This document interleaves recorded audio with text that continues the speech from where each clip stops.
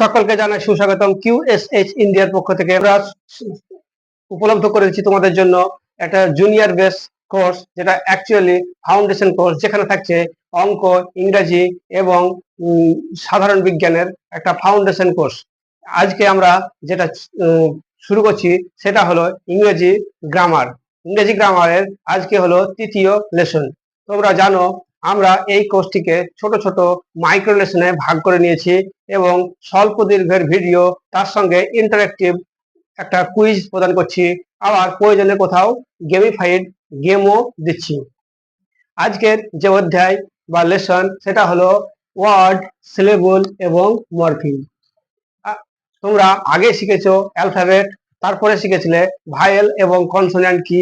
আজকে সেটা শিখছো, সেটা হলো ওয়ার্ড, সিলেবল এবং মরফিম। তো দেখো এগুলোকে ভাঙলে কি হবে। ওয়ার্ড কথার অর্থ হলো শব্দ, সিলেবল কথার অর্থ হলো অক্ষর বা দল, আর মরফিম হলো এমন যেটা একটা শব্দের ক্ষুদ্রতম অর্থবহ অংশ।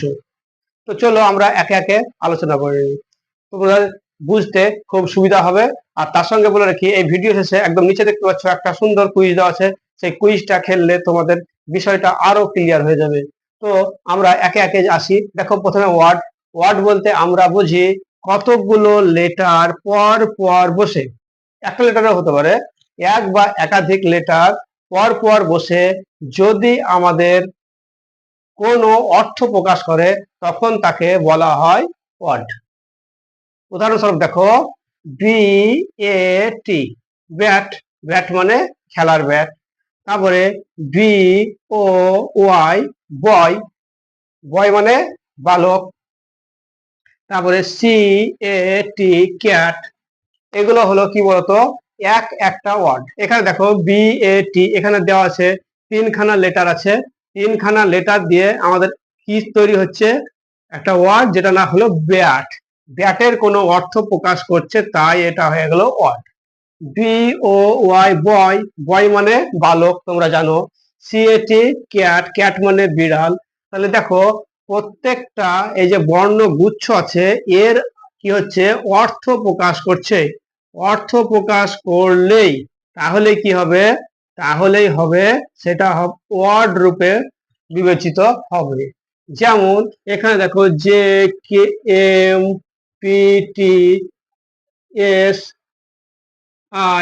এটা দেখো কি হচ্ছে না, সম্ভবত এর কোনো অর্থ নাই।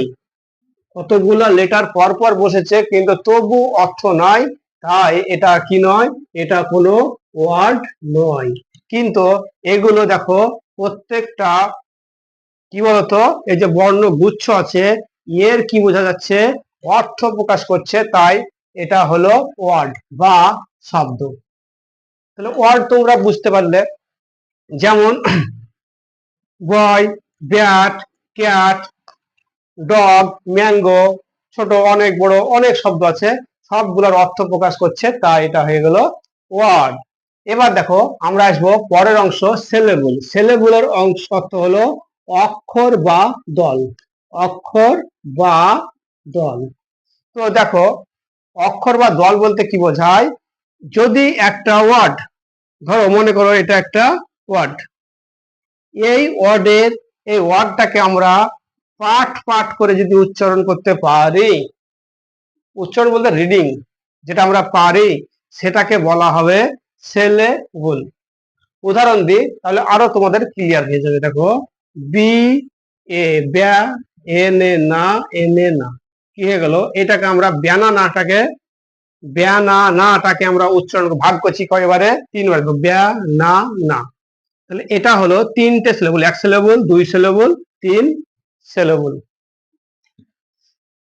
তারপরে দেখো কলকাতা, KOL, KAKTA, কি এগুলো কলকাতা, এটাকে আমরা উচ্চারণ করছি কেমন ভাবে, ভেঙে ভেঙে, কলকাতা। এটাও হলো তিন সিলেবলের একটা ওয়ার্ড। তো এবার দেখো এই সিলেবল বলতে যা বোঝায় সেটাকে কি বোঝায়, যদি আমরা একটা শব্দকে বাকযন্ত্রের ক্ষুদ্রতম পায়াসে, ক্ষুদ্রতম পায়াসে যদি উচ্চারণ করতে পারি সেটা হলো সিলেবল। বাংলায় বলা হয় অক্ষর বা দলও বলা হয়। অর্থাৎ আমাদের বাকযন্ত্র বলতে বোঝো তোমরা যে আমাদের দাঁত, তারপরে আছে জিহ্বা, তারপরে মূর্ধন্য, স্বরথলি, দুটা স্বরথলি, সমস্তগুলোকে একসঙ্গে বলা হয় বাকযন্ত্র। সেই বাকযন্ত্রের অল্প পায়াসে, মানে খুব বেশি পায়াস না, অল্প পায়াসে যদি আমরা যেটুকু উচ্চারণ করতে পারি সেটাকে বলা হয় সিলেবল বা বাংলায় অক্ষর বা দলও বলতে পারো। তারপরে আরো দেখো, সিএটি ক্যাট, ক্যাট হলো কয় সিলেবল? একটাই সিলেবল। এখানে সিলেবল হলো একটাই, কারণ ক্যাটটা আলাদা করে উচ্চারণ করতে পারছি না, অসুবিধা হচ্ছে। ক্যাট, একটা ক্যাট, দ্যাট, ফ্যাট, এগুলো হলো এক সিলেবলের ওয়ার্ড। কিন্তু ব্যানানা হলো তিনখানা, কলকাতা এটা হলো তিনখানা, তিন সিলেবল। এই হবে আমাদের সিলেবল। এবার দেখো আমরা পরবর্তী হতে যাব মরফিম। এই মরফিম কি? মরফিম হলো একটা শব্দের ক্ষুদ্রতম অংশ যার কোনো অর্থ আছে। একটা ওয়ার্ডকে আমরা ভাঙবো, ভাঙার পরে যদি ক্ষুদ্রতম অংশের অর্থ আলাদা আলাদা করে পাই তখন তাকে বলবো মরফিম। তো মরফিম দেখো কি হবে, একটা উদাহরণ দিয়েই সহজে বুঝতে পারবে। দেখো HAPPY, হ্যাপি মানে কি বলতো? খুশি।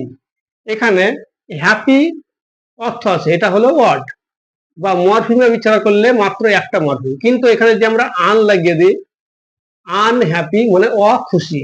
দেখো আনের একটা আলাদা অর্থ আছে, আন হ্যাপি, তাহলে এটা মরফিম কটা হলো?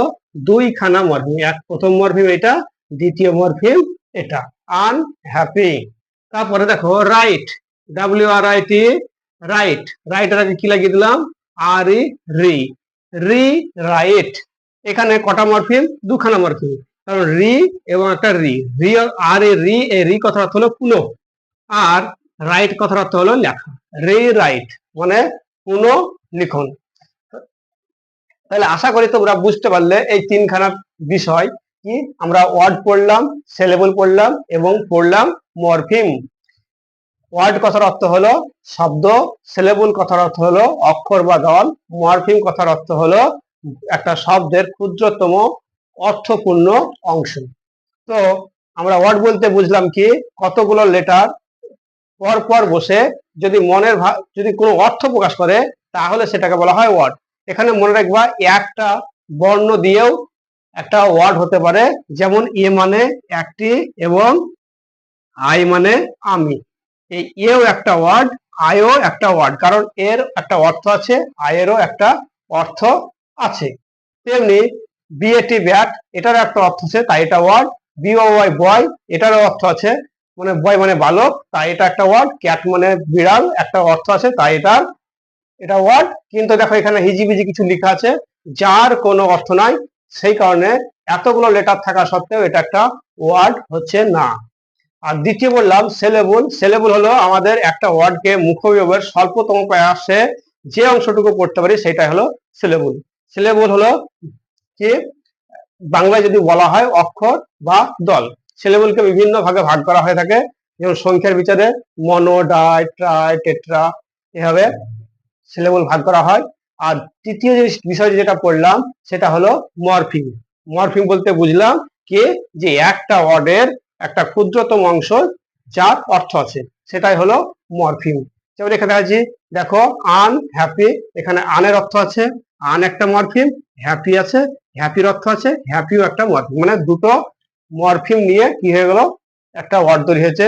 যেমন রি রাইট হবে, আবার বলতে হবে রি থিঙ্ক, থিঙ্ক মানে ভাবা, আর রি মানে পুনরায়, অর্থাৎ পুনরায় ভাবা। এইভাবে আমরা কি করতে পারি, আমরা মরফিম ভাগ করতে পারি। তাহলে আশা করি তোমরা আজকের অধ্যায়টা খুব সুন্দর বুঝতে পেরেছো, এবং নিচে দেওয়া একটা সুন্দর কুইজ আছে, সেই কুইজটা অবশ্যই খেলো এবং দেখো তোমার কত স্কোর হচ্ছে। আর যদি কোনো রকম সমস্যা হয় অবশ্যই কমেন্ট বক্সে কমেন্ট করতে পারো কি আমাদের ওয়েবসাইটে। আর ইউটিউবে দেখলে তোমরা কুইজ গুলো পাবে না, গেম থাকলে পাবে না। আর সে কারণে তোমাদের অবশ্যই আমি পরামর্শ দেবো, তোমরা ভিজিট করো QSH.in, QSH.in, এই ওয়েবসাইটে ভিজিট করো। তারপরে দেখবে WBSC অথবা West Bengal board of secondary education দেখতে হবে, সেখানে গিয়ে এই কোর্সটাও লক্ষ্য করতে হবে। সকলকে ধন্যবাদ।